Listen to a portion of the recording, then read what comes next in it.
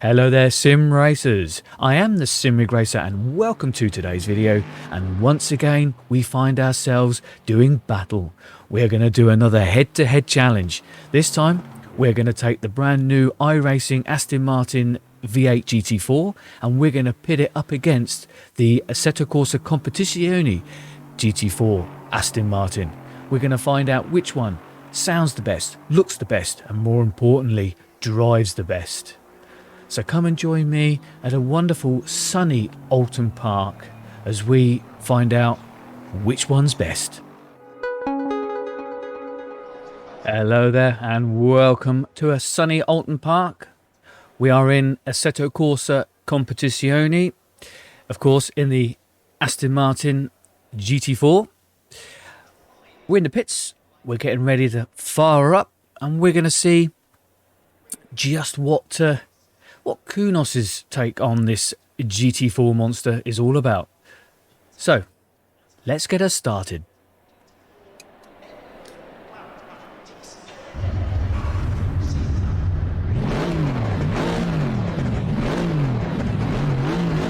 Oh, now that... That's what a V8 should sound like, shouldn't it? I do like that. So, let's get our outlap done.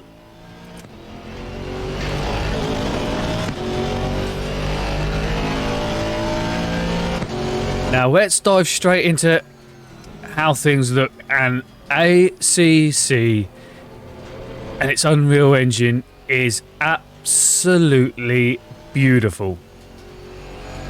But that comes at a price.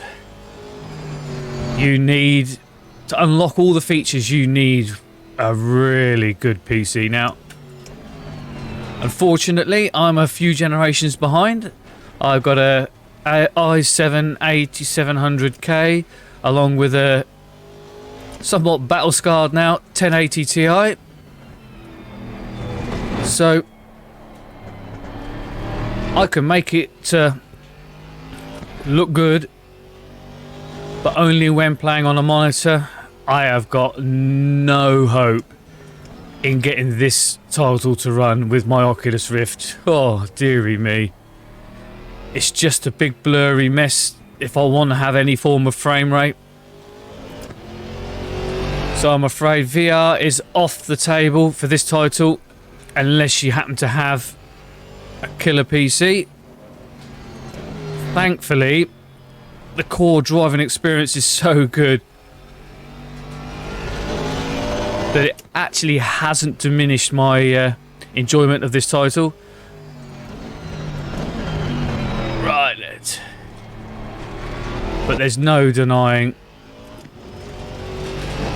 with Kunos being laser focused on the GT content, specifically GT3s and 4s,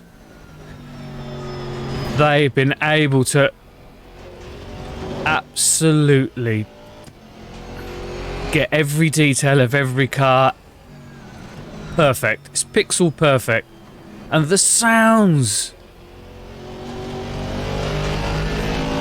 we've got the engine note, we've got all the track surface noise, it's all there, the transmission whine.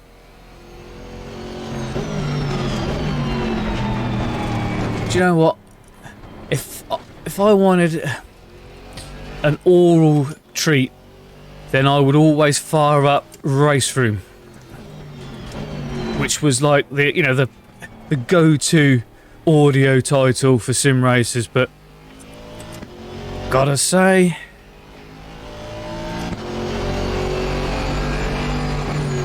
I think ACC may have pipped them to the post, you know. So you've got fantastic looking cars, beautiful sounds. Now, how does that translate into physics? Well, we've had a lap, we've warmed it up a little bit, so we can find out what it's like to push. Version 1.8 of this title did see a big update in physics response, force feedback response rate, and of course the multiple tyre patch physics, contact patch physics, should I say. So we'll see how that translates in one of my favourite circuits. Oh, it's very, very twitchy. You can feel the softer suspension, you can feel the lack of downforce that these little GT4s have compared with their bigger GT3 cousins. But the car, I can feel the ripples, undulations through the road surface. It's quite a rawness to the force feedback. You know, these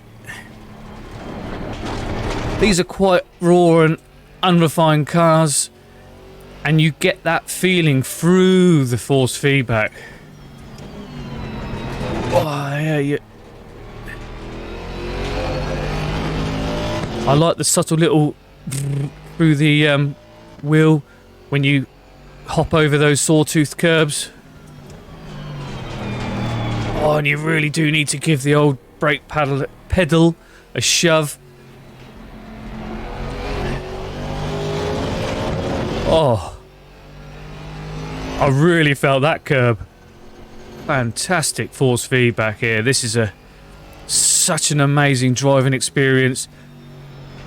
I think I prefer GT4 cars to their GT3 counterparts, really. I know you've got less power, but the cars are more lively,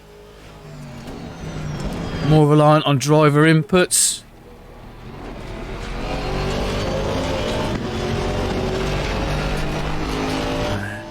As soon as that car starts moving, it almost feels like it's translated instantly through the wheel. Now, you know, I am lucky enough, I have a Accuforce direct drive wheel, so, you know, a lot of that is hardware dependent. But it's all there. You can feel the... You can almost feel the track surface. I know, yeah. I know it's just a flat 2D thing, but it almost feels 3D through the feeling of the textures. I love how it's, you know, you can feel every little step out, every little breakaway from those rear wheels. And there's a weight behind it. This is what I do find with some things is, you know, your eyes tell you are driving a large vehicle, but you don't always get that feeling. You don't get that weight, the inertia, the reluctance sometimes for them to want to change direction quickly. But this version of the GT4 Aston in ACC, you feel that, you know that this is, you know, got a bit of size, got a bit of weight to it. It's coming through the wheel, and I like that. It helps convert what you're seeing to feeling, it's almost like more real, you know. I am genuinely really impressed with this. Really like it. So much so, I think I'm going to line up and have a proper good old race with these.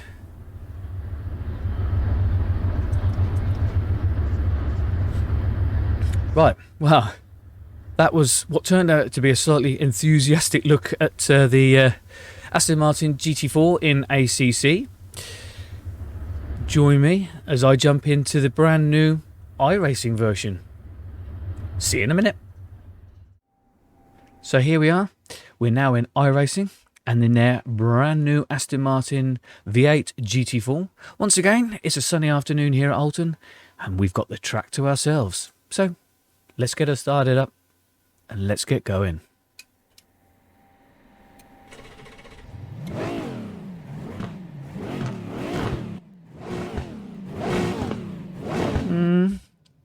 it's a V8. It's a little too clean, a little too civilised. But we'll wait and see. Let's get it out on track and let's see.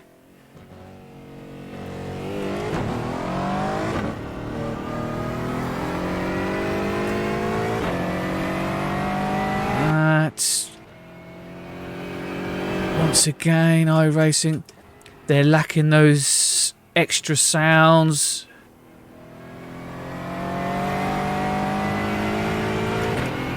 There's a whine from the transmission, but it's a very static whine, you know, it's not affected by the acceleration, track surface. Oh dear.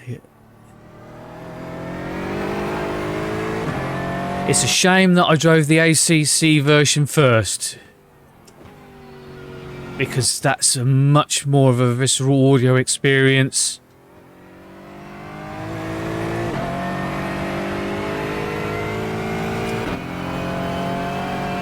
It's good, but it's not great. It's not great. That's a bit of a shame. iRacing have come such a long way with their sounds. And when I drove the V8 stock car, I thought that had a good real punch to it, and I was expecting this, but yeah, it's left me wanting more. So what about the looks? Well, crisp, clean, beautifully modelled. The car itself is a wonderful virtual rendition of the real thing. But I've got to say, I think the track and the environment, although not strictly part of this head-to-head battle, but it's a little flat looking out there, you know. Now I know that iRacing is a lot more system spec friendly. I can enjoy a lot of eye candy and in VR with my Oculus Rift S. So from that point of view, you know, they've gone for a more balanced graphical view. But, ooh, ACC does feel a bit more immersive. It does draw you in initially with those sounds, and then, you know, a somewhat more alive environment. But look, we're sim racers. Whether that marshal is waving a flag or not, we want to know, how does it drive? That's the important thing. So we'll get ready to do a bit of a flying lap.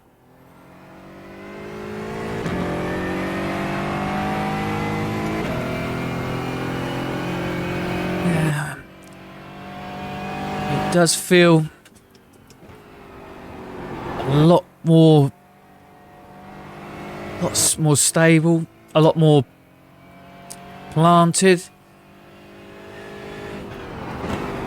Feels a little bit too close to a GT3 car compared with the ACC version, which is definitely has a difference between the GT4 and GT3s. And it doesn't quite... I'm not feeling the true weight of the car. I tried the Brazilian stock car in iRacing, and that I could feel the wheel load up and get heavy as you tried to shift that big car about. And this is no shrinking violet, but I'm not getting that same feeling of weight transference. But oh yes. But I am getting the very quick response through the wheel when the car starts twitching about. Oh yeah, that's a big curb there on the inside that I took a big chunk of, and I felt the wheel get caught in the rut there. And there is a little bit of movement under braking as you feel the car squirming. So the details there I know exactly what the car's doing and why, which is good, But the reason why I'm not getting so much communication through the wheel via the physics and the force feedback is the car is not moving about so much as the ACC version.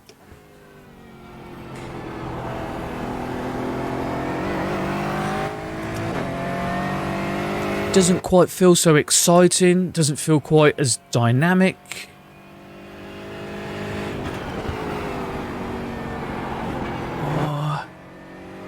It has its little cheeky moments, but it's just not quite giving me that. I'm not getting that feeling. I'm smiling, I'm enjoying it,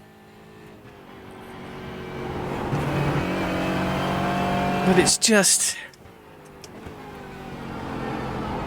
oh yeah, after driving the, again, referring to the other new content that came out with iRacing, the Brazilian stock car, now that was an amazing driving experience, but perhaps this is just what GT4s are like. Perhaps they are a little uninspiring to drive, but that's not the impression the ACC version gives.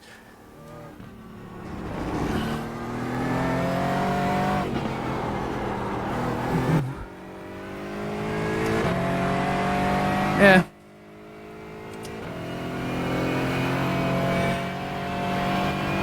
Oh, out of all the new cars that iRacing have released, I think this is the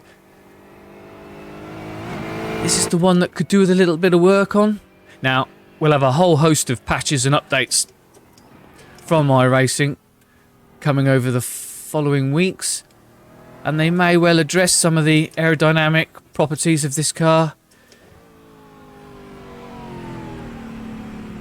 They might loosen it up a little bit. I think that's what it needs. It's a bit too good. It needs to be less good. A little bit more lively, a little bit more, oh yeah. You can feel the step back from its bigger brothers.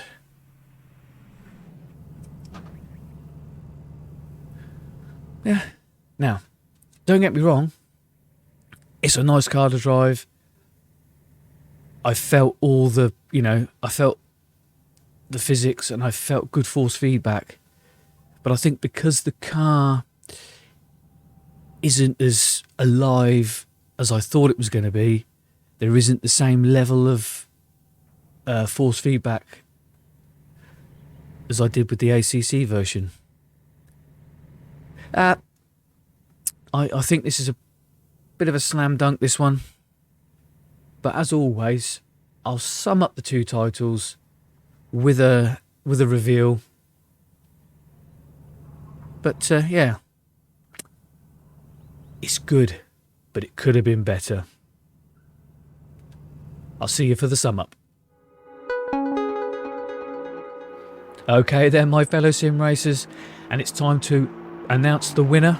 And well, if you've watched the video so far, it's pretty obvious. I prefer the Assetto Corsa Competizione version of the Aston Martin V8 GT4. I just thought it sounded better, and more importantly, it just felt better. It felt more alive. You could feel the weight. You could feel that lack of downforce, and even though they're not as powerful as their GT3 brothers, the slightly less sophisticated suspension and aerodynamics mean that the car moves around more, and especially in ACC, the interaction with the road surface meant that it always demanded some form of input to keep the car on the edge, and I really enjoyed that. So for me, dead easy. The ACC Aston GT4 is clearly the better of the two, but the drawback is that the ACC version is dead online. There are just no real GT4 cars outside of leagues, but you can find regular racing online with the iRacing version of the Aston. albeit in a multi-class situation with the touring cars, which I'm not a big fan of. So, you know, it's what you want. For me, I think the pure driving experience is so overwhelmingly in ACC's favour that online, offline, it's the one to have. So as always, please let me know in the comments, am I right, am I wrong? Let me know which one you prefer, and more importantly, why. And in the meantime, why don't you check out my other Battle of the Sims videos, including one that I did just recently about the new V8 Brazilian stock cars in iRacing and Automobilista 2. That one will be coming up on the end screen, and it's well worth a watch. In the meantime, have fun out there on the virtual racetrack, and I'll see you in the next one. Bye bye.